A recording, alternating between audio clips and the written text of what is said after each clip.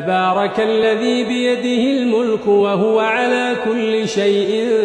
قدير الذي خلق الموت والحياة ليبلوكم أيكم أحسن عملا وهو العزيز الغفور الذي خلق 7 سماوات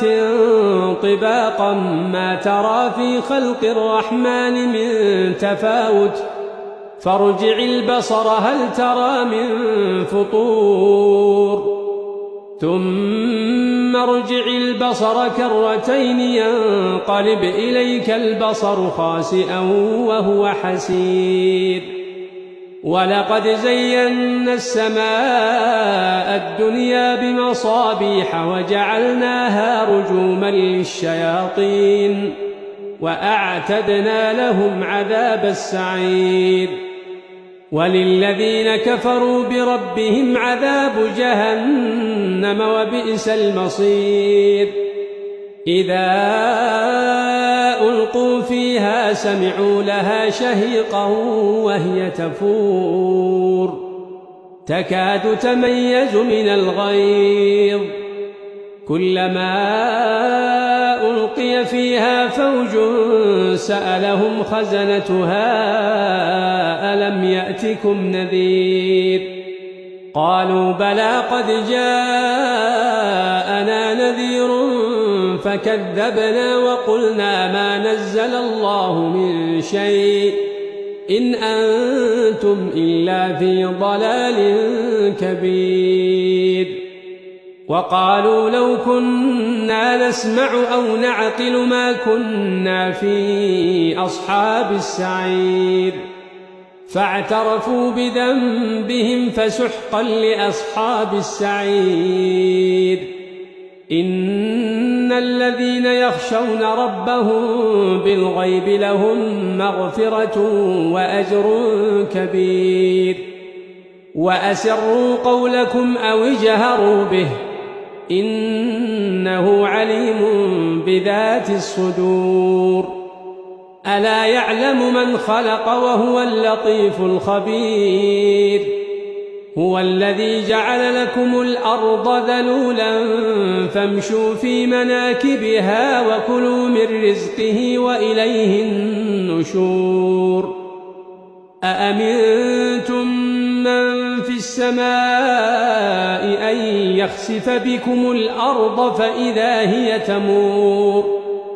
أم أمنتم من في السماء أن يرسل عليكم حاصبا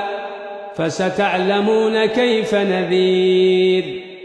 ولقد كذب الذين من قبلهم فكيف كان نكير أولم يروا إلى الطير فوقهم صافات ويقبضن ما يمسكهن إلا الرحمن إنه بكل شيء بصير أمن هذا الذي هو جند لكم ينصركم من دون الرحمن إن الكافرون إلا في غرور أمن هذا الذي يرزقكم إن أمسك رزقه بل لجوا في عتو ونفور أفمن يمشي مكبا على وجهه أهدى أمن يمشي سويا على صراط مستقيم قل هو الذي أنشأكم وجعل لكم السمع والأبصار والأفئدة قليلا ما تشكرون قل هو الذي ذرأكم في الأرض وإليه تحشرون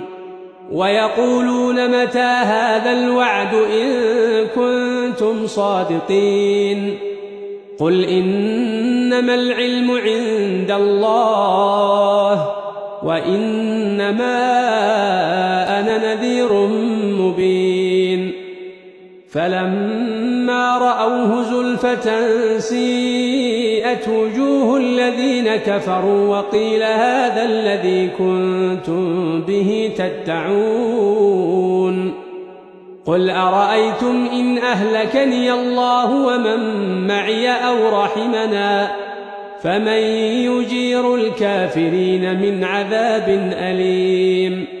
قل هو الرحمن آمنا به وعليه توكلنا فستعلمون من هو في ضلال مبين قل أرأيتم إن أصبح ماؤكم غورا فمن